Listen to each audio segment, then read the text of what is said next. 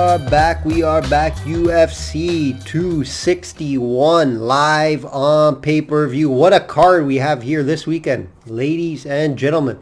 3 title fights on the card, 2 in the women's division. I'll be going over the full main card, providing some free picks, leans. Subscriber plays will be sent out Friday after the weigh-ins. If you haven't already, guys, please subscribe. Hit that bell. Hit that thumbs up if you like the video. It helps me out a lot trying to build this channel. Comment as well. It is much appreciated. Last week, hopefully you guys jumped on Whitaker. We'll go over last week's card here quickly. Updated records and all before we get into the main event and main fights this weekend for UFC 261. Hopefully you guys got to Whitaker. I did give it out to you guys. And I mentioned, try not to bet it straight up because the juice. If you don't mind laying that much, go for it. I don't suggest it. I put in a 2-fight parlay with Gravely. We got about even money back. It was an easy cash there.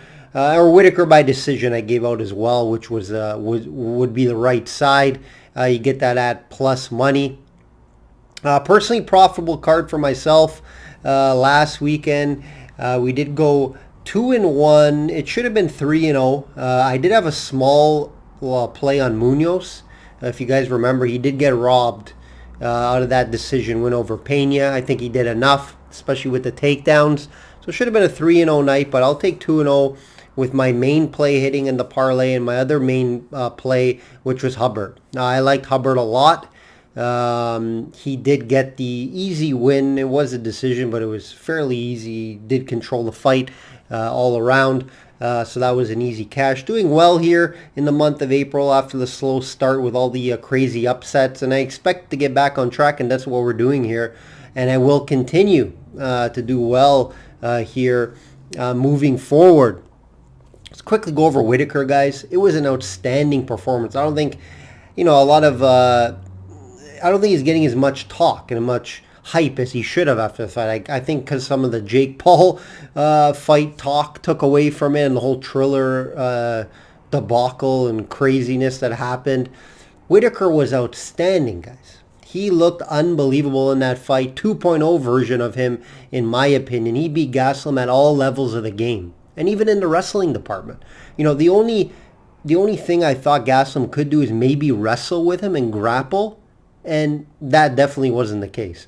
Whitaker, obviously the quicker guy in there, the better striker, the better wrestler, just everything all around to get the dominant decision win, unanimous decision win. Outstanding counters. His counters were unbelievable all night long. Can't wait for that Israel fight. I hope that Israel fight does come. I want to see the part 2 of it. Even though Israel beat him fairly handily the first time, I would love to see part 2.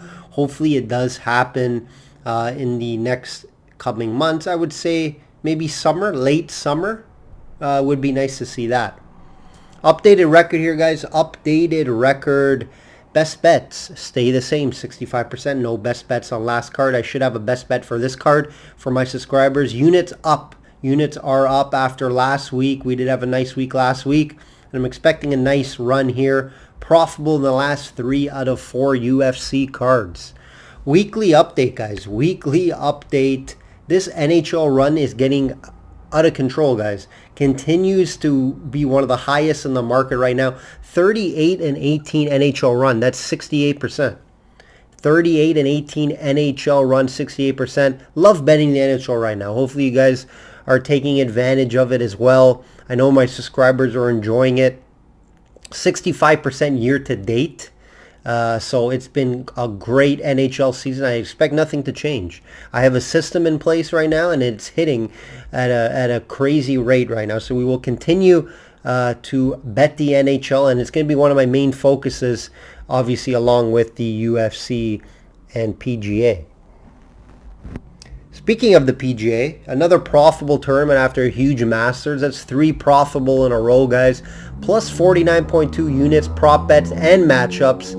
7 outrights and a 14-6 best bet, 70% within a year. Remember, guys, my max bet is 1 unit.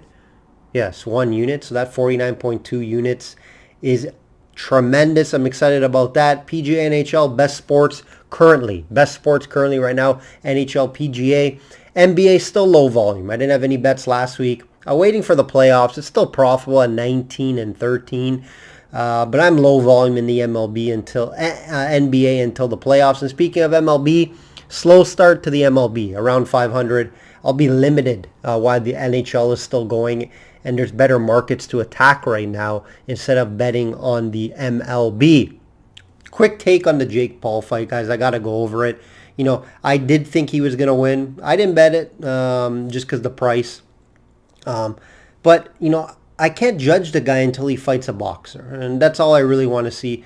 I would love to, if he's not going to go the boxing route, I would put him in there with Woodley, see what happens. I think it probably will be Dylan Dennis his next fight, and he probably will beat him, to be honest. Dylan Dennis' hands aren't much better than Ben Askren. So if he does beat Dylan Dennis, I would love to see him maybe against a Woodley if he doesn't want to fight a real boxer, and Woodley would beat him. So that would be interesting. But hey, he's doing his thing. Give him a shout out. You know, he's making his money. And yes, he's pissing people off, especially in the MMA community.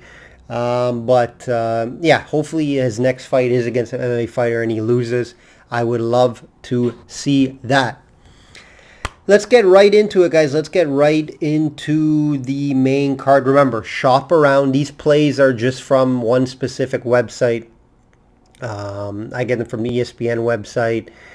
So don't go by these plays. These are just on my card and on my graphics here.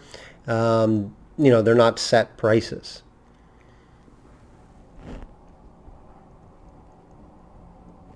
Okay, let's get right into it. Usman, minus 420, guys. Minus 420 versus Masvidal, plus 350. Usman is finally priced right. This may be the first fight that he's priced right. I've been able to capitalize on all his other previous fights where he was in the minus 200s. Either straight, no, I don't think I'd straight bet him, but either putting him in a 2-fight parlay or finding an outcome. I think I had one Usman best bet straight. I think it was minus 200. You know, I'll never usually do that, but when you're giving Usman, that's value with Usman. You know, this guy is almost unbeatable. So when you're giving me that, you know, I'm going to bet it. But when you're talking about minus 400, you're not going to bet that straight up. You're just not going to bet it straight up, right? And this line is getting out of control. It's climbing. I even seen 450 at some places. You know, it is very hard to bet this number straight up, so you're going to have to be creative. We're going to have to be creative, guys, and find an outcome bet. Even if you parlay it, if you parlay this number, you're not getting, I wouldn't suggest it. You know, I know some of you guys that probably watch this video bet the large parlays, which I don't suggest. However, 2-fight parlays, if you're putting Usman in a 2-fight parlay, you better have a guy at minus like 130 or 120. Or you're paying juice on that 2-fight parlay. I try to avoid juice on 2-fight parlays. So, you know, we're going to talk about the outcomes here, what could happen in this fight, and we'll go from there. You know, last time there was a lot of value with the Usman versus Burns, like I mentioned. I think it was only around 250, if I remember correctly. All value gone though here with this price. So, you know, I do think there's value with Jorge. There is value with Jorge, you know, plus 350. Could he land that KO shot, right? That is the question here. And it's not out of the question. We did see Burns rock him early, but Usman was one tough guy and snapped out of it. He snapped out of it, he got out of it quick, and got the KO in the next round. In the first fight, Usman dominated with his grappling against the cage. And now with that added jab, guys, it's going to be a tall task for Jorge, in my opinion. It's hard to see much changing from that last fight, besides maybe Jorge's cardio being a bit better and him coming in better shape, right? He's not going to have to cut that 20 pounds in 6 days. He's going to be lower, probably around 15 to 10 going into fight camp. So that's one thing to look out for. You know, one thing Jorge doesn't get his credit is his takedown defense. It's very good. Usman wasn't handling him, trying to take him down, but he was able to grapple against the cage and control there, even with those gay foot stomps. He was able to control Jorge for the whole fight. So it's just very hard to see much changing here. It's hard to see much changing, even with a large training camp. What are you going to do? You're not stronger than Usman. You're not going to be a better grappler or wrestler than Usman. Your only chance at this win and getting this belt is for a knockout, right? He's not going to outstrike him and piece him up for 5 rounds. Because if Usman is losing the exchanges on the feet, which I don't think he will because that jab will give him the distance to avoid that. But let's say Masvidal is winning the first couple rounds in striking department. Usman could go to his wrestling and his grappling if needed. So it's very hard for me to see Masvidal getting a decision win. It's going to have to be by a knockout, and we just haven't seen Usman get knocked out. So, like I mentioned, he did get knocked down in the Burns fight, but he got up very quickly and seemed to be okay. So, does Masvidal have that crazy knockout power? No, I don't think he does. So, it's just hard to see anything changing from the first fight here, guys, and the price is telling you that. And I agree with the market and the price. It's just how do you want to bet this Usman? And, Usman, most of his fights are going to decisions, obviously minus that Burns. And then that late finish. If there is going to be a finish, it's going to be a late one. It's going to be in the 4th or 5th round in this fight. If you ask me for an outcome, I lean the decision just because I haven't seen Masvidal get knocked out in the UFC, and I haven't seen him get knocked out since 2008, and that was on the regional scene. A couple submissions, yes, but Usman isn't submitting Masvidal, right? I do think this fight is mainly going to be on the feet, with Usman mixing in the grappling, on the cage, holding up against the cage. That's where I see Usman winning. And that's where it could go to the decision, similar to the first one. Now, Usman may want to come out and make a case. All week he's been talking about, I want to come out and make a case and show why I'm better than Masvidal and shut him up for once. So a knockout isn't out of the question. It's just, I don't think it's going to be a straight up knockout I think it would be more of a technical knockout. Maybe him, ground and pounding him and then the ref stopping the fight. I can see something like that. But it would come in the later rounds, right? So, looking at the over 3.5, over 4.5 is a look. I haven't got to the window as of yet on this fight. I haven't gave it out until after the weigh-ins, of course.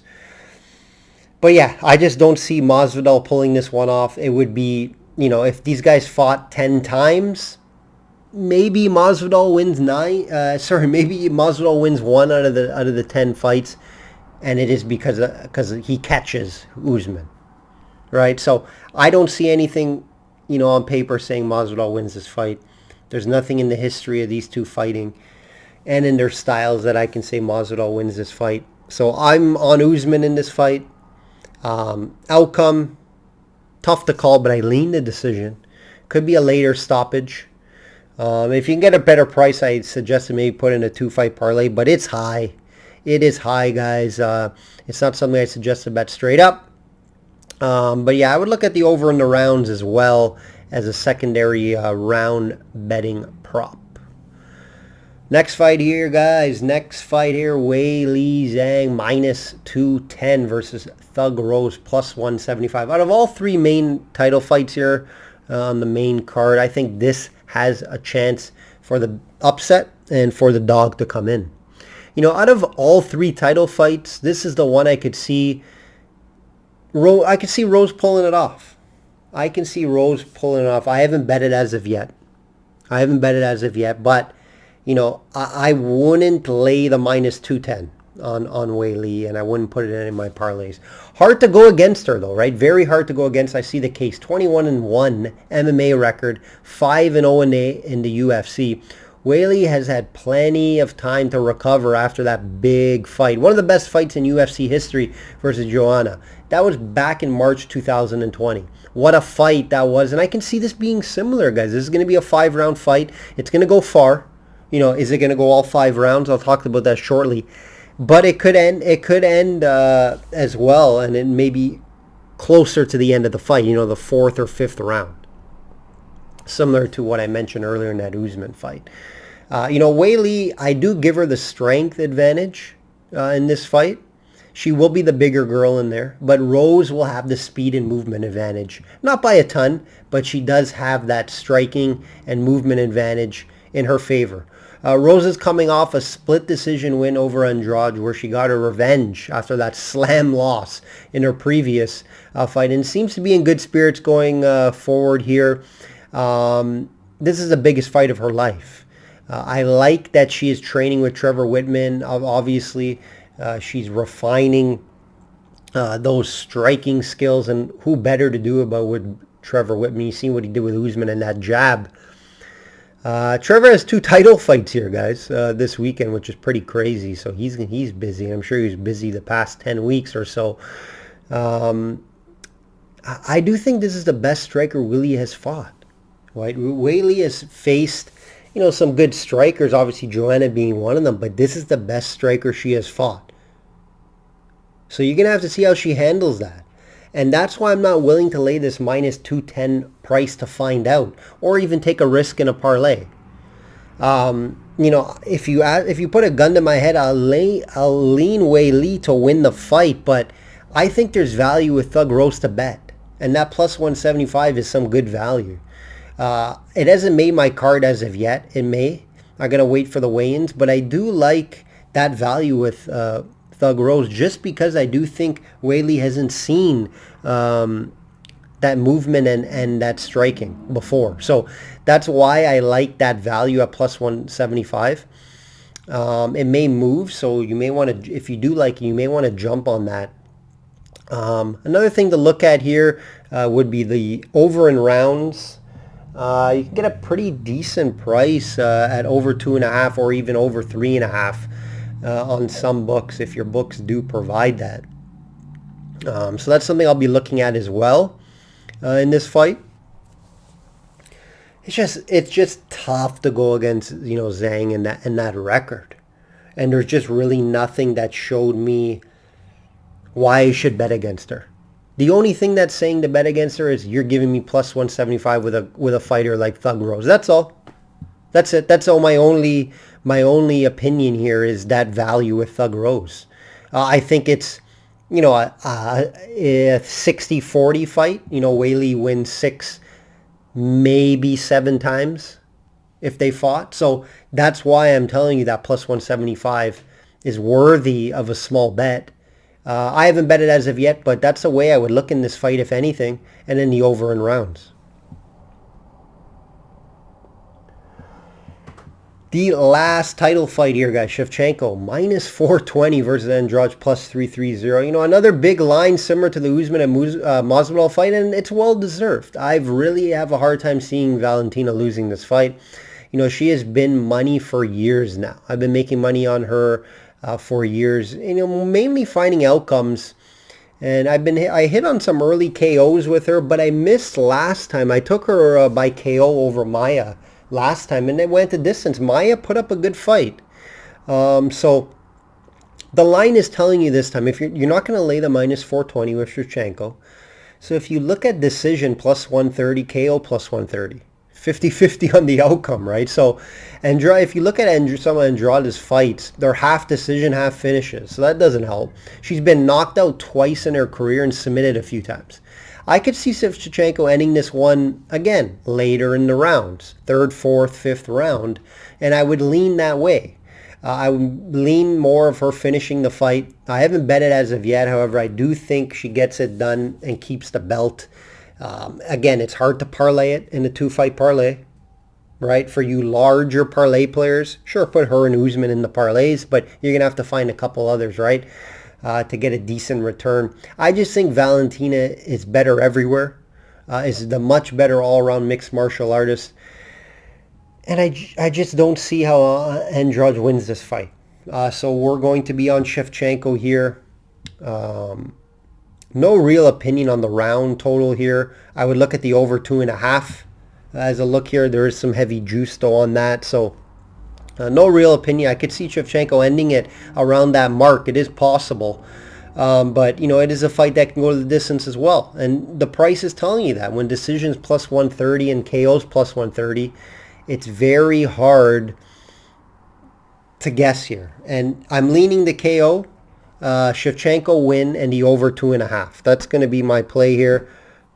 None of these will probably make my betting card, but that's just a video play for you guys. Uriah Hall is back plus 100 versus Weidman minus 125. Interesting fight and a rematch, guys, from years and years ago on the regional scene, if you guys aren't aware. These two fought before a long time ago.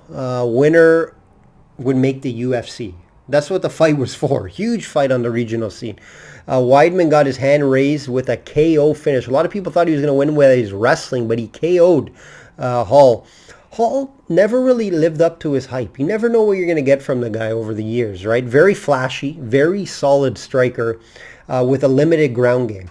He's put a few nice wins together, 3 to be exact. His last one over the legend Anderson Silva. But how much can you tell from that? You know, Silva's done. His chin has diminished a lot. So it's hard to say, you know, how good Hall really looked. Because he didn't look too good until he got going later in the fight. I think Silva should hopefully hang it up. I think he may be fighting in another promotion or in boxing to make some money. But hey, the guy loves to fight. Weidman is back after a nice win over Omari Akhmedov and got it done with his wrestling against a wrestler. So that was impressive. It wasn't really an impressive fight. You know, Weidman's one of the best grapplers and wrestlers to ever fight in the UFC. Right? That's how he won his titles. And, you know, his stand-up is questionable. Obviously, Hall is the better striker.